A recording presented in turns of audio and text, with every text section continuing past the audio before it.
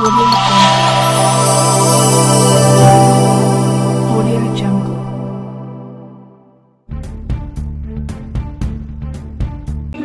రచయితగా, క్లాస్ టీచర్గా, గైడెన్స్ ఇచ్చిన వ్యక్తిగా, కౌన్సిలింగ్ చేసినటువంటి వ్యక్తిగా, సుమారు 10 లక్షల మంది నిరుద్యోగులతో అనుబంధం ఉన్నటువంటి వ్యక్తిగా, నిరుద్యోగుల యొక్క గుండె చప్పును స్పృశించినటువంటి వ్యక్తిగా ప్రసన్న హరికృష్ణ బరిలో ఉన్నాడు అని ప్రత్యర్థులకు చెప్పే ప్రయత్నం చేయండి దయచేసి.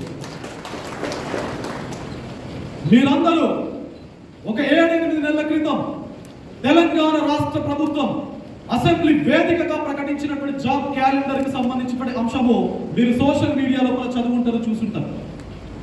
మరి జాబ్ క్యాలెండర్ అనేది నిరుద్యోగులకు ప్రభుత్వం ఇచ్చేటువంటి స్పష్టమైనటువంటి భరోసాగా నేను పరిగణిస్తాను. మరి ఆ భరోసా లేకనే గతం నుంచి ప్రస్తుతం వరకు నిరుద్యోగులు నరక యాతన, మనోవేదన అనుభవించినటువంటి నేపథ్యం, అనుభవాన్ని నేను ప్రత్యక్షంగా చూసినటువంటి ఎక్స్పీరియన్స్ కూడా నాకున్నది. మరి ఈ కోణంలో నేను చదివేటప్పుడు, లేదా ఇందులో చాలా మంది పోటీ పరీక్షలు చదివేటప్పుడు, పోటీ పరీక్షలు అంటేనే పంచవర్ష ప్రణాళికల పరీక్షలు అనేటువంటి ఒక సూక్తి, ఒక నానుడి గతం లోపల ఉంది. అంటే ఎప్పుడు నోటిఫికేషన్ వస్తుందో తెలియదు, ఎప్పుడు పరీక్ష డేట్ ఇస్తారో తెలియదు, ఎప్పుడు పరీక్ష పెడతారో తెలియదు, ఎప్పుడు రిజల్ట్ ఇస్తారో తెలియదు, రిజల్ట్ ఇచ్చిన తర్వాత ఎప్పుడు అపాయింట్మెంట్ ఆర్డర్ ఇస్తారో తెలియదు. ఒకవేళ అపాయింట్మెంట్ ఆర్డర్ ఇచ్చిన తర్వాత తీరా జాబ్ కోసం జాయిన్ అవ్వడానికి వెళ్ళేటప్పుడు వెళ్తూ వెళ్తూ వెళ్తూ మార్గ మధ్యంలోనే కోర్టు నుంచి ఒక ఆర్డర్ వస్తుంది, ఈ మొత్తం పరీక్ష విధానం అంతా క్యాన్సిల్ అని చెప్పి. So this was the situation. ఇది గతం లోపల ఉన్నటువంటి పరిస్థితి. మరి ఈ పరిస్థితి వల్ల 3-4 సంవత్సరాలు నిర్విరామంగా చదివినటువంటి, ఉద్యోగం సాధించినటువంటి, తీరా కోర్టు రూపం లోపల ఎగ్జామినేషన్ క్యాన్సిల్ అయినప్పుడు ఆ నిరుద్యోగి యొక్క గుండె చప్పుడు ఏ విధంగా ఉంటుందో నాకు తెలుసు. మరి ఎట్టి పరిస్థితుల్లో భవిష్యత్తు లోపల తెలంగాణ రాష్ట్రంలో ఉన్నటువంటి ఏ నిరుద్యోగికి ఈ పరిస్థితి రావద్దు అనేటువంటి ఒక బృహత్తరమైనటువంటి లక్ష్యంతో, ఒక దృఢమైనటువంటి సంకల్పంతో స్వయాన రాష్ట్ర ముఖ్యమంత్రి రేవంత్ రెడ్డి గారిని 2 సార్లు కలిసి తప్పనిసరిగా ఈ ప్రభుత్వం నిరుద్యోగులకు భరోసా ఇవ్వాలి జాబ్ క్యాలెండర్ రూపంలో అని మొదటిసారిగా కలిసిన ఏకైక మొదటి వ్యక్తిని మీ ప్రసన్న హరికృష్ణ. మరి తదనంతరం ఆ జాబ్ క్యాలెండర్ అసెంబ్లీ సెషన్స్ లోపల ఇంట్రొడ్యూస్ చేయడం జరిగింది, అనౌన్స్ కూడా చేయడం జరిగింది. మరి జాబ్ క్యాలెండర్ ఇంట్రొడ్యూస్ చేస్తే, అనౌన్స్ చేస్తే సరిపోతుందా?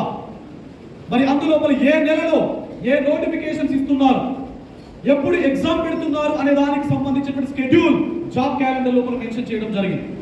మరి దాని ప్రకారం వాస్తవానికి అక్టోబర్ లోపల గ్రూప్ 1 నోటిఫికేషన్ ఇవ్వాలి. ఇది ఏ నెల? ఇది ఏ నెల అండి? ఫిబ్రవరి. గతం లోపల ల్యాబ్ టెక్నీషియన్ ఇతరత్ర పరీక్షలకు సంబంధించి నవంబర్, డిసెంబర్ లోపల నోటిఫికేషన్స్ ఇవ్వాలి. కానీ ఇది ఏ నెల? ఫిబ్రవరి. మరి జాబ్ క్యాలెండర్ ఇవ్వడమే కాదు, తప్పనిసరిగా జాబ్ క్యాలెండర్ లోపల మెన్షన్ చేసినటువంటి ప్రతి నోటిఫికేషన్ సరైన సమయం లోపల, సరైన రీతి లోపల ఇవ్వాలి ప్రభుత్వం అని చెప్పేసి ఈ వేదిక నుంచి నేను ప్రభుత్వాన్ని డిమాండ్ చేస్తాను. మరి చాలా మంది అభ్యర్థులు నాకు పోటీదారులుగా ఉన్నారు. వాళ్లకు తెలుసా నిర్మల్ జిల్లాలో ఉన్నటువంటి గ్రంథాలయం యొక్క అడ్రస్ వాళ్ళకు తెలుసా అని చెప్పేసి నేను అడుగుతున్నాను ఈ వేదిక ద్వారా. నిర్మల్ జిల్లా లోపల పనిచేస్తున్నటువంటి సిబ్బంది యొక్క సమస్యలు వాళ్ళకు తెలుసా అని చెప్పేసి అడుగుతా ఉన్నా. ఆ లైబ్రరీ లోపల టిఫిన్ బాక్సులు తెచ్చుకొని అనేక సాధక బాధకాలు అనుభవిస్తున్నటువంటి నిరుద్యోగుల యొక్క గుండె లోపల ఉన్నటువంటి బాధ ఆ అభ్యర్థులకు తెలుసా అని చెప్పేసి ఈ వేదిక ద్వారా నేను అడుగుతా ఉన్నా. జీవో నంబర్ 46 గురించి తెలుసా? జీవో నంబర్ 29 గురించి తెలుసా? జీవో నంబర్ 55 గురించి తెలుసా? మిగతా అభ్యర్థులు నేను అడుగుతున్నాను ఈ వేదిక నుంచి, ఎందుకు మీకు పట్టభద్రుల ఎమ్మెల్సీ పదవి? ఎందుకు మీకు? ఎప్పుడైనా నిరుద్యోగులతో మీరు మాట్లాడారా? ఎప్పుడైనా బాధలు అనుభవిస్తున్నటువంటి ఉద్యోగులతో మాట్లాడారా? ఎప్పుడైనా తెలంగాణ రాష్ట్రం లోపల విద్యా వ్యవస్థ బలోపేతం కోసం మీరు కృషి చేశారా? ఎప్పుడైనా సామాజిక నేపథ్యంతో, సామాజిక స్పృహతో, సమాజానికి ఏదైనా చేయాలి అనేటువంటి తపనతో మీరు ఆలోచన ఎప్పుడైనా చేశారా? మరి ఇవన్నీ ఏ క్వాలిటీ లేనటువంటి మీరు ఎందుకు పట్టభద్రుల ఎమ్మెల్సీగా పోటీ చేయాలి? ఎందుకు చేయాలి అంటే పట్టభద్రుల ఎమ్మెల్సీ ఎన్నిక 100 కోట్లు 1000 కోట్లు ఉంటే ఏమైనా అర్హతనా? కామ్రేడ్స్, అర్హతనా?